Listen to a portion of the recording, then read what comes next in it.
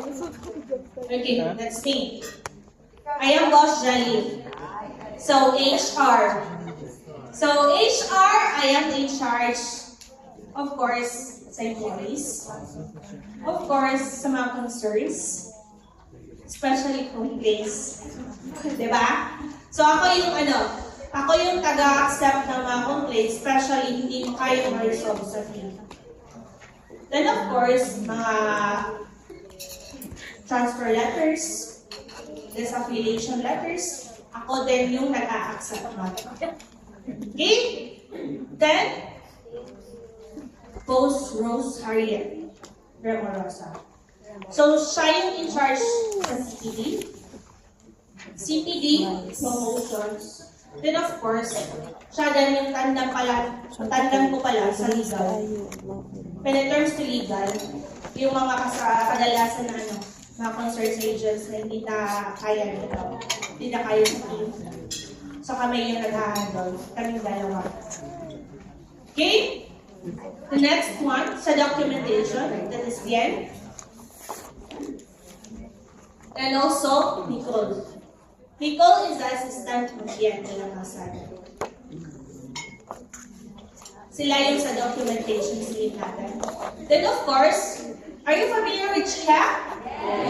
Yes. Chia is our administrative secretary or front desk sa Cebu main office. So the usual concerns or the usual na nag-a-accept talaga ng mga calls is si Chia. Then of course, if ever hindi namin mabasa agad, siya yung taga-heads up. So if ever hindi ma-answers yung questions ninyo or hindi ma-answers through messenger, you can message siya. Kasi siya yung always na nag-aano sa Facebook or sa messenger talaga. Siya yung nag-monitor talaga. Okay? Then of course, Boss Robert, Johnny Laurenta, our Random Page Product Manager. Then of course, assistant niya, si Judy. So, nakita niyo na ba si Boss Robert at saka si Judy? Sino pang hindi nakakakita sa ibang staff? Sino ba yung bago here? Kayo lang? Okay. So, familiar lang kayo, boss. And of course, we have Mandanos. Okay? Then of course, Jairek. Jairek Andre Estosa is Agents Relationship Service Officer. So, nagtatanong kayo kung ano yung tinatrabaho niya. So, actually, siya yung nag-answer sa Tokto. Tokto na app, yung mga concerns, like, yung agents, kumbaga. So, siya yung nag-answer sa Tokto natin. Okay?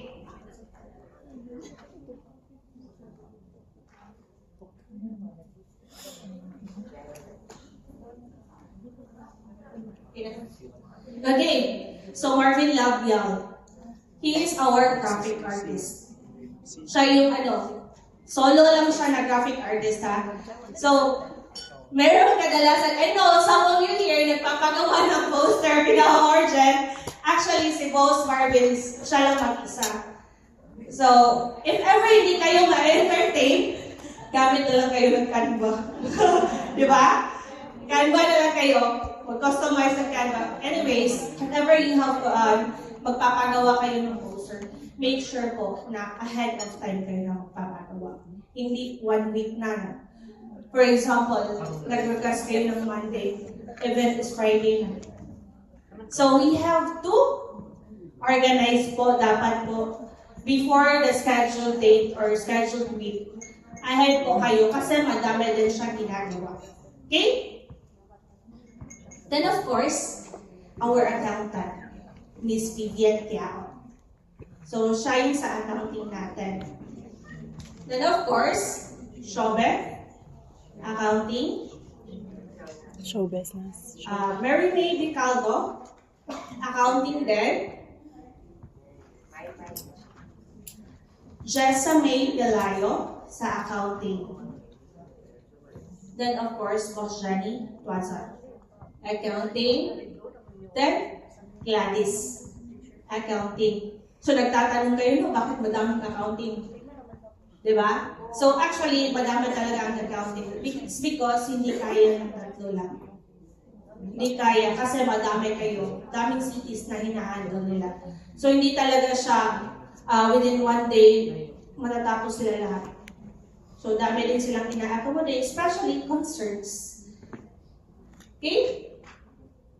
Next, our encoder. Si Lady. Siya yung nag-i-encode kung ano yung na-process sa accounting. So whatever vouchers and ever na meron kaming ipinapatrade, siya yung nag-handle. Siya yung meron data nito.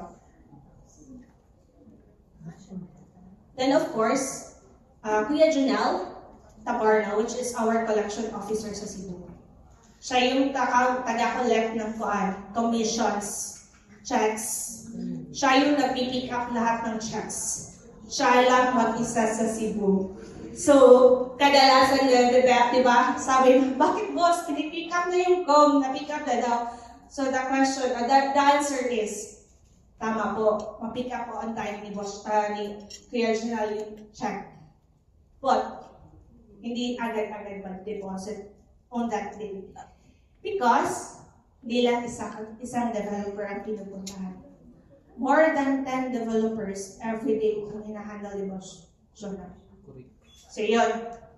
Yun ang dapat natin i-address. Hindi dapat natin minamadaling lahat. Yes, dahil merong process. Then of course, Hernan Malubay, Senior Web Developer. So one of the IDs. Siya yung pinakamatagal here sa Filipinos also. Together with Chia and Janelle Cabarno. They've been working for Filipino homes for 13 years. At saka yung iba dito is more, they're ranging na from 5, 6, 7, 8, 9, and 10. So madami na talaga, especially sa accounting. Pero 6 years at 7 years na sa kanila been working with Filipino homes. Yeah, yun. Pag lang yung work, magtatagal kayo. Tama? Yes. Proud kasi ako sa cellphone kasi naka 4 years ako din sa Filipino homes. Yes. Yeah, yun. Dapat maging proud kayo sa self ninyo. It's because, if hindi kayo proud na nabilong kayo sa team, hindi talaga kayo mag-grow. If hindi kayo mag-grow, tendency dyan is mag-out kayo sa team, di ba? So you have to love your work, you have to love your job, you have to love your task, even it's tiring and frustrating na dyan siya, di ba? Yeah, sakto siya, no? So, okay. Philip, also our web developer, PHP. Mga kuha na siya, mga updated. Then, of course, Boss Shanray Fibra. The one katong nag-speak kanina. Then, of course, our new web designer, which is John Neal. I know some of you here is hindi pa nakakita sa kanya. Kasi bago lang din siya. Kagaya din nyo yung iba, magaya din nyo na bago din. So, yun. Then, of course, Shine Tiak. Siya yung nag-ano sa reactivations ng mga accounts sa LR. Then, of course, we have our secretaries pala from outside.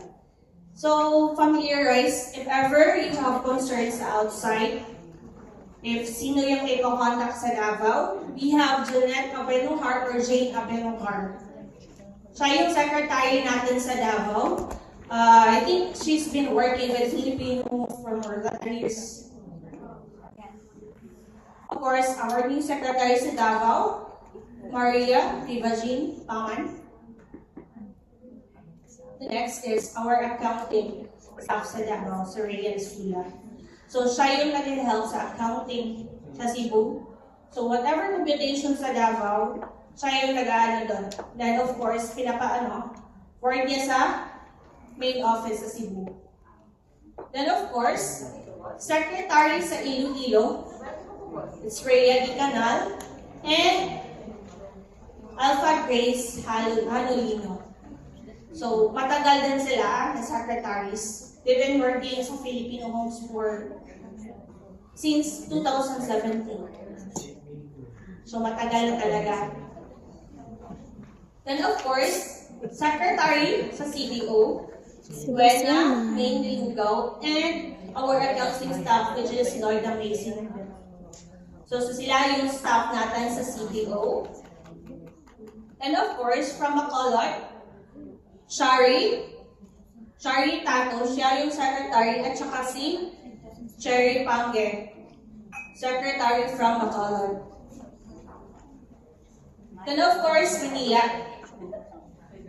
Jacqueline Lee, or Jackie. So yung